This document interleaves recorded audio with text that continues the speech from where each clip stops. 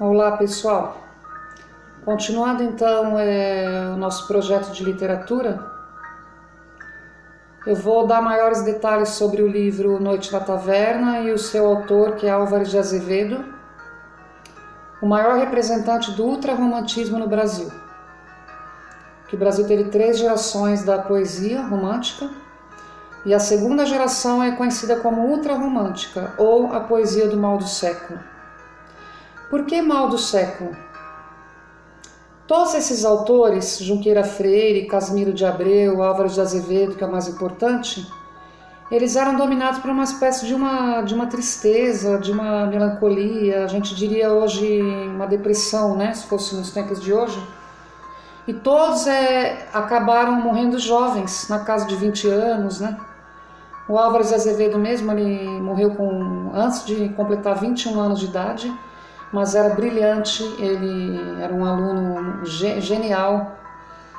O dono da escola onde ele estudou falou que foi o melhor aluno que ele já trabalhou, para quem ele deu aula. Inteligentíssimo, devorava toda a literatura clássica do mundo, né? Shakespeare, Byron. Inclusive ele tem uma grande influência do Lord Byron, que foi um nobre, né, que foi um nobre também, que foi do romantismo também nos Estados Unidos.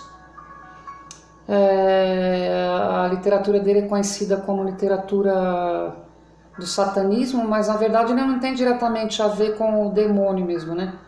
Esse satanismo está mais ligado realmente à exaltação da morte. Nada como a Annabelle, né, esses filmes aí que estão de terror, né, o Exorcista, não tem nada a ver com isso. E o Álvares de Azevedo, então, o que a gente pode falar um pouco sobre ele, sobre a biografia dele? Ele nasceu em São Paulo, 1800 e alguma coisa, eu não sou muito boa para data.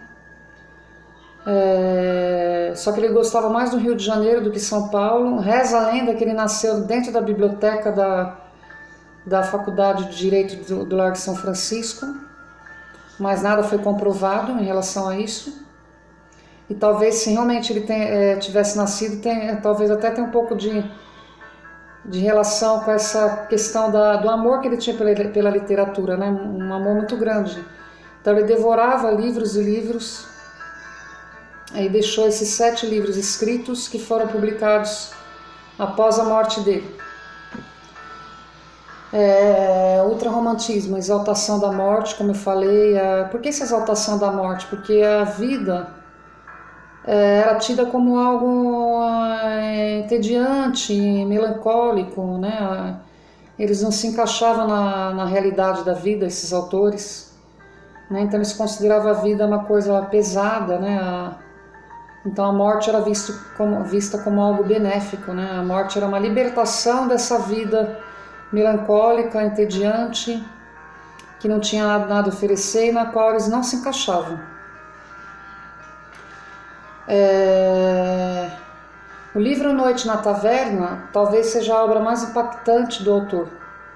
Ele produziu também, além de contos desse livro, ele produziu também poesia, né, que é o livro A Lira dos 20 Anos. Tem também teatro, Macário. Então é um autor que passeou por vários gêneros literários e muito jovem e brilhante, né? Noite na Taverna, o que a gente pode falar? É um livro de contos, né? Literatura gótica, todos ambientados numa taverna. O que é taverna? É um bar, uma espécie de um pub, né? Como se diz, como existe lá na Inglaterra, né? Um bar, nesse bar o ambiente era bastante degradante, um ambiente bastante decadente, onde havia prostitutas, né, bêbadas, dormindo nas mesas, em meio a orgias, em meio a bebedeiras, mendigos, todos esses seres de uma certa forma excluídos da sociedade, né?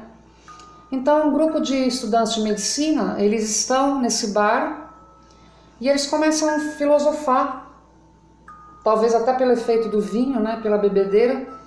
Eles começam a filosofar sobre a imortalidade da alma. sobre se existe vida após a morte.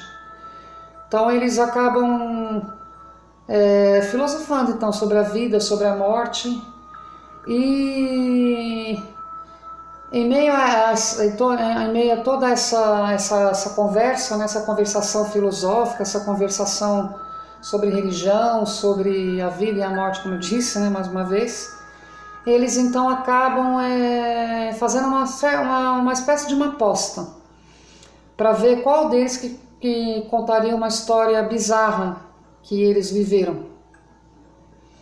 Né? E aí então cada capítulo do livro traz como subtítulo o nome do estudante, né, desses estudantes de medicina, cujos nomes eram nomes estrangeiros. Álvares de Azevedo não utilizou nomes brasileiros, né? Eram nomes Bertrand, Johan, Solfieri,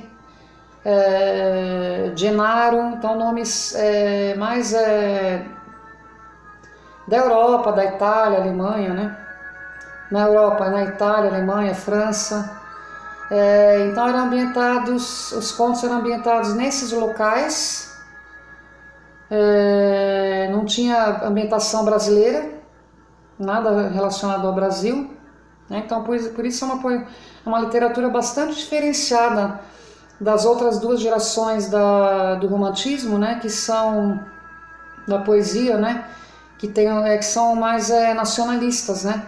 Como o nacionalismo mesmo, né? E o condoreirismo do Castro Alves, né? Que é a poesia escravagista, né?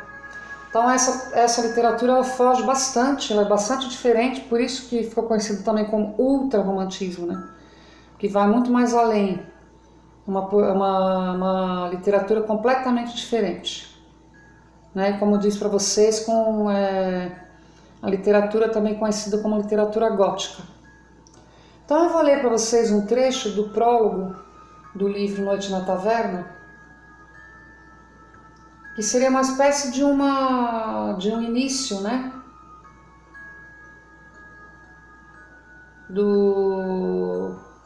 Uma introdução do livro, né? Onde eles estão filosofando, como eu falei já, sobre a imortalidade da alma, e uns concordam que a vida continua, outros não, né? E aí eles acabam fazendo toda essa discussão, né? Uma espécie de um debate. Eu vou ler alguns trechos, né, para vocês aqui. Vazio, meu copo está vazio. Olá, taverneira, não vês que as garrafas estão esgotadas? Não sabes, desgraçada, que os lábios da garrafa são como os da mulher? Só valem beijos enquanto o fogo do vinho ou o fogo do amor os borrifa de lava? O vinho acabou-se nos copos. Bertrand, mas o fumo ondula ainda nos cachimbos. Após os vapores do vinho, os vapores da fumaça.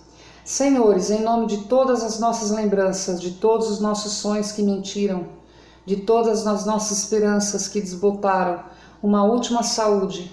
A taverneira aí nos trouxe mais vinho, uma saúde. O fumo e a imagem do idealismo, e o transunto de tudo quanto há de mais vaporoso naquele espiritualismo que nos fala da imortalidade da alma. E pôs ao fumo das Antilhas a imortalidade da alma. Bravo, bravo! Um urra tríplice respondeu ao moço, meio ébrio. Um conviva se ergueu entre a vozeria, contrastaram-lhe com as faces de moço as rugas da fronte e a roxidão dos lábios convulsos. Por entre os cabelos prateara-se-lhe o reflexo das luzes do festim. Falou: calai-vos, malditos. A imortalidade da alma, pobres doidos, e porque a alma é bela, por que não concebeis que esse ideal possa tornar-se em lodo e podridão, como as faces belas da Virgem morta? Não podeis crer que ele morra? Doidos, nunca velastes porventura uma noite à cabeceira de um cadáver? E então não duvidastes que ele não era morto, que aquele peito e aquela fronte iam palpitar de novo, aquelas pálpebras iam abrir-se, que era apenas o ópio do sono que emudecia aquele homem? imortalidade da alma, e por que também não sonhar a das flores, a das brisas, a dos perfumes? Oh, não, 1000 vezes. A alma não é como a lua, sempre moça, nua e bela, em sua virgindade eterna. A vida não é mais que a reunião ao acaso das moléculas atraídas. O que era um corpo de mulher vai, porventura, transformar-se numa árvore? Ou numa nuvem? O que era um corpo do verme vai alvejar-se no cálice da flor ou na fronte da criança mais loira e bela? Como Schiller o disse, o átomo da inteligência de Platão foi talvez para o coração de um ser impuro. Por isso eu vou-lo direi, se entendeis a imortalidade pela metempsicose, bem, talvez eu a creia um pouco, pelo platonismo não. Sou fiere, és o insensato, o materialismo é ácido como o deserto, é escuro como um túmulo. A nós, frontes queimadas pelo mormaço do sol da vida, a nós, sobre cuja cabeça a velhice regelou os cabelos. Essas crenças frias, a nós os sonhos do espiritualismo. Um pouquinho aqui, gente.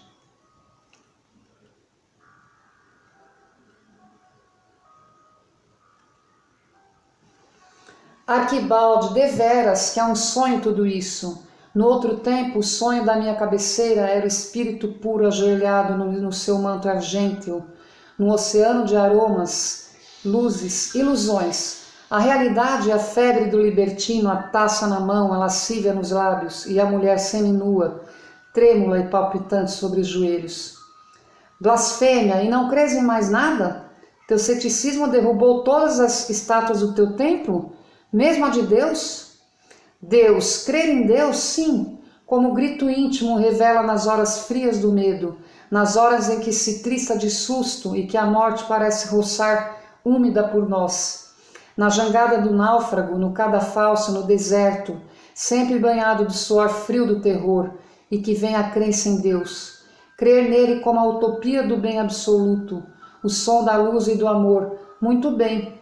Mas se entendeis por ele os ídolos que os homens ergueram banhados de sangue, e o fanatismo beija em sua inanimação de mármore, de há 5000 anos, não creio nele. E os livros santos? Miséria! Quando me vierdes falar em poesia, eu vos direi, aí há folhas inspiradas pela natureza ardente daquela terra, como nem Homero a sonhou, como a humanidade inteira, ajoelhada sobre os túmulos do passado, nunca mais lembrará. Mas quando me falarem em verdades religiosas, em visões santas, nos desvarios daquele povo estúpido, eu vos direi, miséria, miséria, 3 vezes miséria, tudo aquilo é falso, mentiram, como as miragens do deserto. Estás ébrio, Johann? O ateísmo é insânia, como o idealismo místico de Schelling, o panteísmo de Spinoza, o judeu e o esoterismo crente de Malebranche nos seus sonhos da visão em Deus. A verdadeira filosofia e o epicurismo. Hume bem o disse, o fim do homem é o prazer, daí vede que é o elemento sensível quem domina. E pois ergamo-nos, nos que amanhecemos nas noites desbotadas de estudo insano e vimos que a ciência é falsa e esquiva, que ela mente e embriaga como o beijo de mulher. Bem, muito bem, é um toast de respeito.